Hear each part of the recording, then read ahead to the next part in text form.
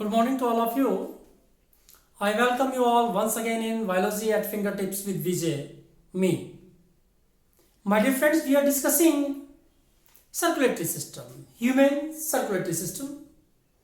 We have discussed about heart, the various aspects of heart, human heart. Today I am going to discuss a very important aspect of the heart. You know, heart is the blood pumping organ. It is the organ which is concerned with the blood pumping. प्रश्न ये आता है कि कहां से कहां blood pump करना और क्यों ब्लड पंप करना, तो इसकी तो छोटा सा मैं आंसर आपको देता हूं. ब्लड इसलिए पंप किया जाता है क्योंकि blood have the oxygen in it.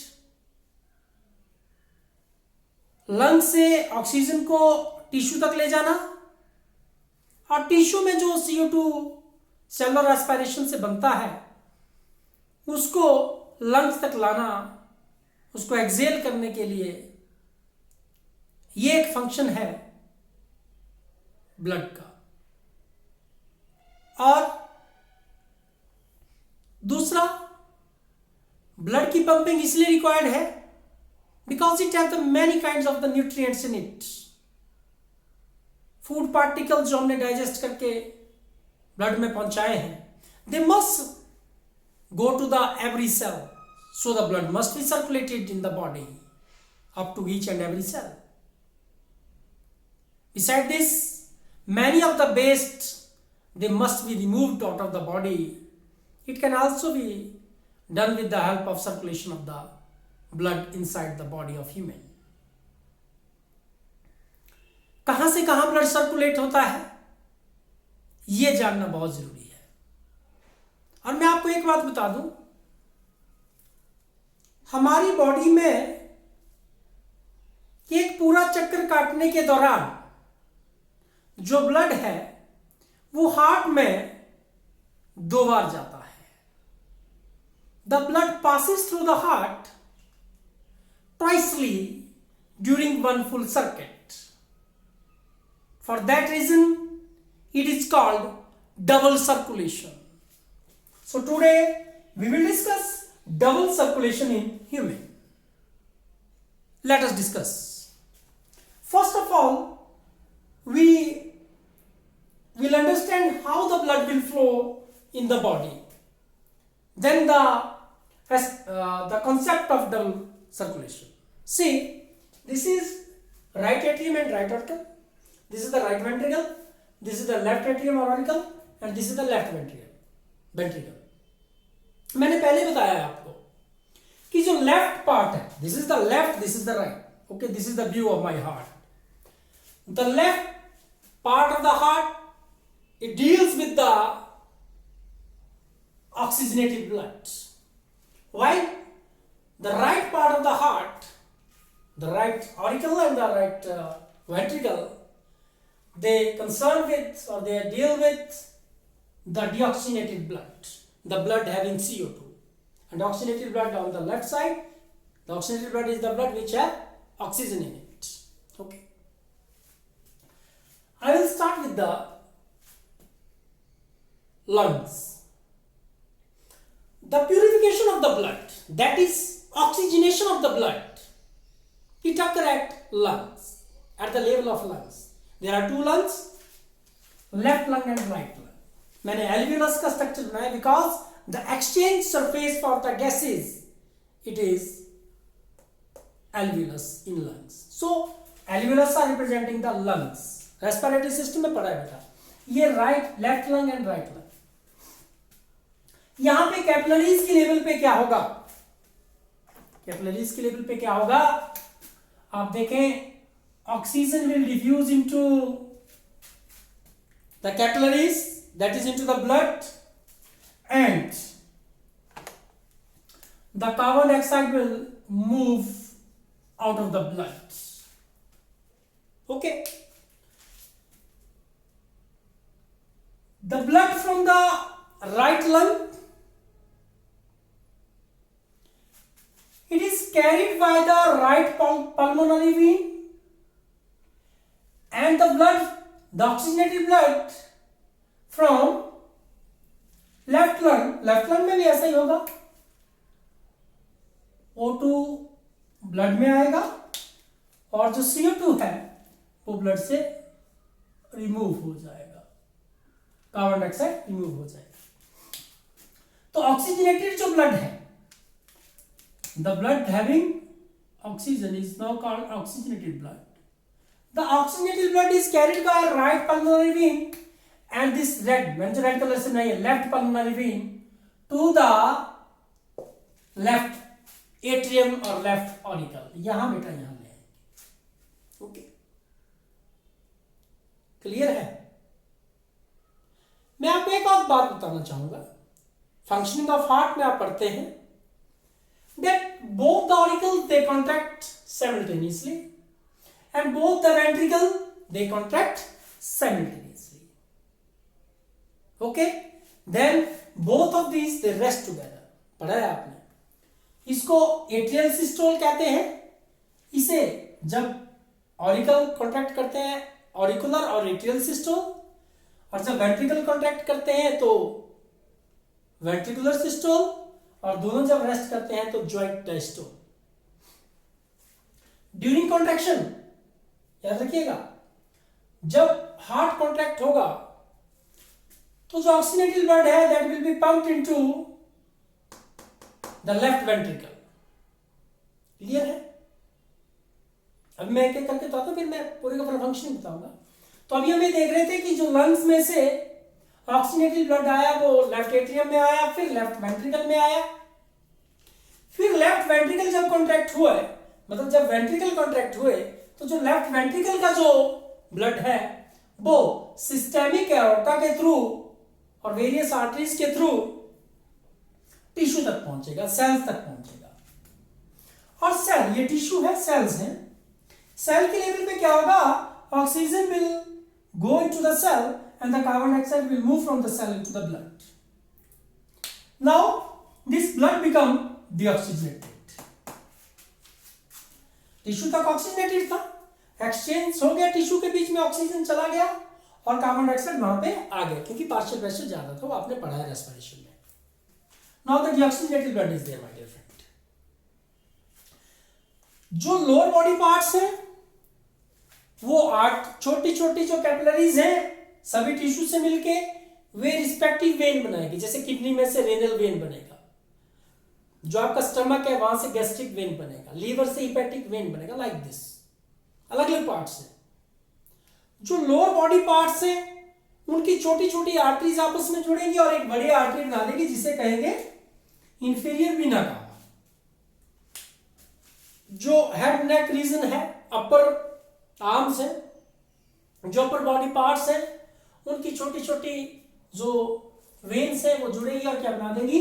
Superior vena कावा। आपने पढ़ा है पार्ट्स में, इंफीरियर वेना कावा, सुपीरियर वेना कावा। और जब ये ब्लड मूव कर रहा था तो the muscles of the heart they also receive the blood, oxygenated blood. वो भी रिटर्न में कोरोनरी साइनस के थ्रू डीऑक्सीजनेटेड ब्लड जो है वो कहां पोर करेंगे? राइट एट्रियम में। तो अब deoxygenated blood with the help of inferior vena cava, superior vena cava and the coronary sinus, it is put into the right atrium. Okay, now from the when the auricle they will contract, जो right atrium का deoxygenated blood है that will be poured into the or put into the right ventricle. When the ventricle contract, the blood will go into the blood vessel present in the left upper corner of the right ventricle, which is pulmonary aorta, which divide into the left pulmonary artery and the right pulmonary artery, and these two arteries they will carry the deoxygenated blood to the lungs where it is oxygenated inside the capillaries, and the right pulmonary vein and the left pulmonary veins they will got formed, and the oxidized blood it will again move to the left atrium and the left ventricle. हम क्या देख रहे हैं? हमने देखा कि lungs से, देखिएगा ये लंग्स है, लंग्स से right pulmonary vein and left pulmonary when के द्वारा वो ब्लड कहां चला गया? लेफ्ट ऑरिकल और लेफ्ट एट्रियम में चला गया। लेफ्ट एट्रियम से लेफ्ट वेंट्रिकल में चला गया ऑक्सीजनेटेड ब्लड। लेफ्ट वेंट्रिकल से सिस्टेमिक एओर्टा, ऐसे लिखा है मैंने, सिस्टेमिक एओर्टा के थ्रू, मैं लिख देता हूं, ऐसे मीन सिस्टेमिक एओर्टा, और उसकी जो फर्दर आर्टरीज है उनके थ्रू कहां चला जाता है बेटा? टिश्यूज में चला गया। देखिए टिश्यूज में पहुंच गया। कैपिलरीज के लेवल पे एक्सचेंज जो ऑक्सीजन टिश्यू में चला गया, कार्बन डाइऑक्साइड टिश्यू से, सेल से ब्लड में आ गया। अब superior vena cava, inferior vena कावा और कोरोनरी साइनस के थ्रू के द्वारा ये जो डिऑक्सीनेटेड ब्लड है कहां डाल दिया गया? राइट ऑरिकल में डाल दिया गया, राइट एट्रियम में डाल दिया गया, because auricle is also called atrium. Then from the right atrium the deoxygenated blood is poured into the right ventricle. It is by mistake my dear friends, it should be right ventricle. ये right ventricle में चला जाएगा। right ventricle से कौन सा? pulmonary aorta और ultimately left pulmonary artery and the right pulmonary artery। देखें आप, right pulmonary artery and left pulmonary artery के द्वारा वो कहां चला जाएगा? लंग्स में चला जाएगा।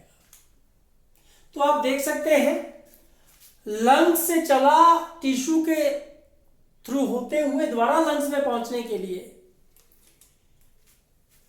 एक बार ऑक्सीजनेटेड ब्लड जो है वो हार्ट के लेवल पे जाता है, हार्ट के अंदर जाता है, और एक बार यहां डिऑक्सीनेटेड ब्लड जो है वो हार्ट के थ्रू जाता है। तो एक पूरा सर्किट कंप्लीट करने के लिए बॉडी में, ह्यूमन बॉडी में जो ब्लड है वो 2 बार हार्ट के थ्रू जा रहा है, इसीलिए इसे डबल सर्कुलेशन कहा जाता है।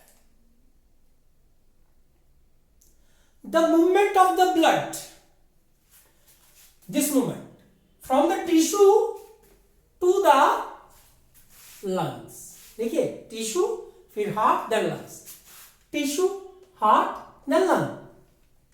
आप याद रखेंगे ये क्या चीज है? दिस इज हार्ट है। जब डिऑक्सीनेटेड ब्लड है right side of the heart, है ना? The movement of the blood from the tissue to the heart and ultimately to the lungs, it is called pulmonary circulation. क्या कहते हैं? pulmonary circulation. While यहां चला गया, the movement of the blood from the lungs to the heart and ultimately to the tissue, it is called systemic circulation. Lung से tissue में जाना, tissue को मैंने कहा टिश्यू से रिलेटेड टर्म सिस्टेमिक है, उसे सिस्टेमिक सर्कुलेशन कहते हैं। And such kind of the circulation of blood inside the body in which blood will flow through the heart twicely during one full circuit through the body, it is called double circulation of blood. It is in case of human beings. तो हमने कोशिश की कि हम circulation of blood को सीखें। आप अपने ऊपर इस चीज को देखें, बार बार अपने ऊपर इसको करें। This is left part, this is right part, right auricle right ventricle, left auricle left ventricle, ऐसे याद करते हैं बेटा। देयर आर लंग्स, है ना, यहां है ना वो, यहां है ना हार्ट, हार्ट इज हियर। तो right auricle right ventricle, left auricle left ventricle, इधर लंग्स है बेटा, ठीक है। लंग से राइट और लेफ्ट, लेफ्ट और राइट लंग से क्या हुआ? ऑक्सीजनेटेड ब्लड कहां आएगा? लेफ्ट साइड में आएगा, left auricle, then left ventricle, then systemic aorta, aorta और सारे के सारे टिश्यूज में चला जाएगा। चला गया लंग्स, लेफ्ट ऑरिकल, लेफ्ट, इतना कर दिया। टिश्यू से कहाँ आएगा बेटा? Superior vena cava, inferior vena cava, heart से coronary sinus, deoxygenated blood in the right auricle और एट्रियम, वहां से ट्राइकस्पिड वाल्व के थ्रू कहां चला जाएगा? राइट वेंट्रिकल में जाएगा। जब वेंट्रिकल कॉन्ट्रैक्ट करेंगे तो वो पुश करेगा ब्लड को कहां? To the hair. Tell me yes, it will push the blood to the pulmonary artery, right pulmonary artery and the left pulmonary artery and ultimately to the lungs. Tissue से right auricle है ना, right ventricle, right pulmonary artery, left pulmonary artery, deoxygenated blood कहाँ चला गया? Lungs में oxygenation के लिए, purification के लिए। This is the concept of double circulation. तो होप आपको पता लगा होगा। वीडियो को देखें, कोशिश करें, and we will meet in the next lecture, in the next discussion with one more new concept. Till then, bye to all.